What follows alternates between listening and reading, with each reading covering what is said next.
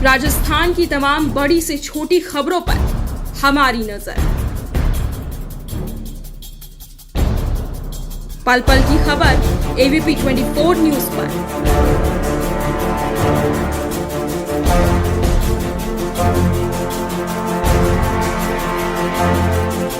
आपका विश्वास बनेगा हमारी ताकत।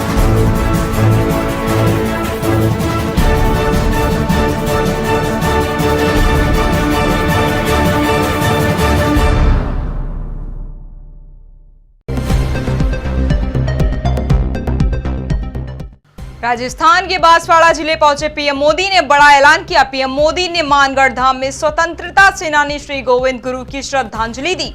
इसके साथ ही मोदी ने बड़ा ऐलान करते हुए मानगढ़ धाम को राष्ट्रीय स्मारक घोषित कर दिया। पीएम मोदी मानगढ़ धाम की गौरव गाथा में शामिल हुए। इस दौरान राजस्थान के सीएम अशोक गहलोत, मध्य प्रदेश के सीएम शिवराज सिंह चौहान और गुजरात के सीएम भूपेंद्र पटेल भी मौजूद रहे। मुख्यमंत्री गहलोत ने कहा, हमारे देश का डंका पूरी दुनिया में बज रहा और देश के प्रधानमंत्री नरेंद्र मोदी को दुनिया भर में सम्मान मिलता है। मुख्यमंत्री गहलोत ने कहा कि पीएम मोदी को दुनिया के देशों में इसलिए सम्मान मिलता है कि वे महात्मा गांधी के देश से आते हैं। तीनों राज्यों में अनुसूचित जनजातियों की बड़ी आबादी है। विधानसभा की सीटों के हिसाब से मध्य प्रदेश में 47, गुजरात में 25 और राजस्थान में 25 सीटें अनुसूचित जनजातियों के लिए आरक्षित हैं। ऐसे में तीनों राज्यों की 97 सीटों पर असर पड़ सकता है। उपनेता प्रतिपक्ष राजेंद्र राठौर के नेतृत्व में चूरू की जन समस्याओं, पानी निकासी न होने व खुले पड़े चैम्बर को लेकर जिला कलेक्टर को ज्ञापन सौंपा। कार्यकर्ताओं ने नगर परिषद के खिलाफ जमकर नारे लगाए और विरोध जताया। ज्ञापन ने आरोप लगाया कि नगर परिषद की लापरवाही से बूटिया रोड पर लगातार पानी एकत्रित हो रहा, जिससे लोगों को आवागमन बंद हो रहा। ये रास्ता शहर के अनेक क्षेत्रों से जुड़ा हुआ। उपनेता प्रतिपक्ष राठौर ने जिला कलेक्टर को कहा कि शहर में जगह जगह गंदगी की ओर जगह जगह चैम्बर खुले हैं, जिसमें कभी भी बड़ी दुर्घटना घट सकती है। विदेश से भारत में पहुंचे कोरोना ने देश में हाहाकार मचा दिया। हजारों लोगों ने कोरोना की लहर में जान गंवाई थी। इसी बीच एक बार फिर कोरोना की नई लहर को लेकर कई स्वास्थ्य संगठनों ने चेतावनी जारी की है। विदेशों में मिले कोरोना के नए वेरिएंट ने भारत में कोरोना की नई आशंका की संभावनाओं को पैदा कर दिया है। राजस्थान राज्य में बीती 24 घंटे में कोरोना के 32 नए मरीज पाए गए। करीब 15 दिन बाद एक बार फिर लंबे समय के बाद बीकानेर में एक संक्रमित भी कोविड से मौत हो गई।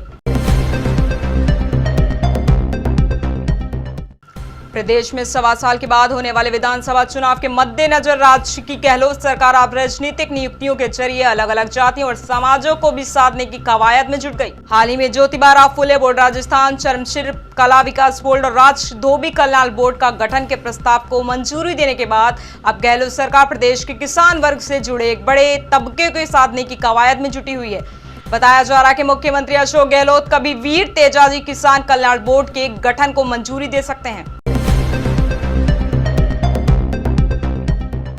राजस्थान में कांग्रेस विधायक जोगेंद्र सिंह आवाना ने बड़ा बयान दिया। विधायक आवाना ने कहा कि बीजेपी के 8 गुज्जर प्रत्याशियों को हराने का खामियाजा भुगत रहे हैं। आवाना ने गुज्जर समाज की एक सभा को संबोधित करते हुए ये बात कही।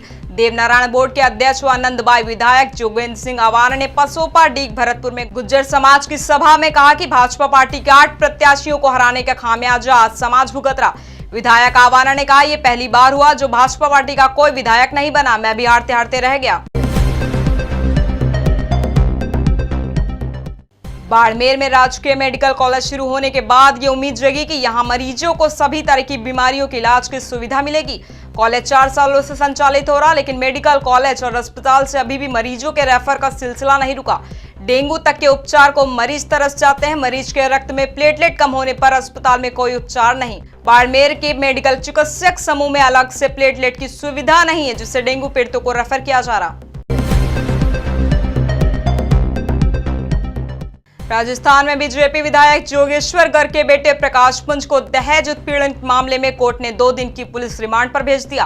प्रकाश पुंज ने पुलिस के सामने सरेंडर किया था। महिला थानाधिकारी किरण कोदारा ने बताया कि प्रकाश की पत्नी ममता ने अपने पति, सास, ससुर के विरुद्ध मामला दर्ज करवाया था। इस मामले की जांच सीबीआई ने की। हाईकोर्ट ने प्रकाश की गिरफ्तारी पर रोक लगा दी, जो रोक सितंबर 2022 में खत्म हो गई, जिसके बाद से पुलिस उसकी तलाश कर रही। पुलिस का दबाव बढ़ने के बाद उसने पुलिस के सामने सरेंडर कर दिया। प्रकाश का 2007 में पुखराजकर की बेटी से विवाह हुआ। उस समय जलदाय विभाग में इंजीनियर थे।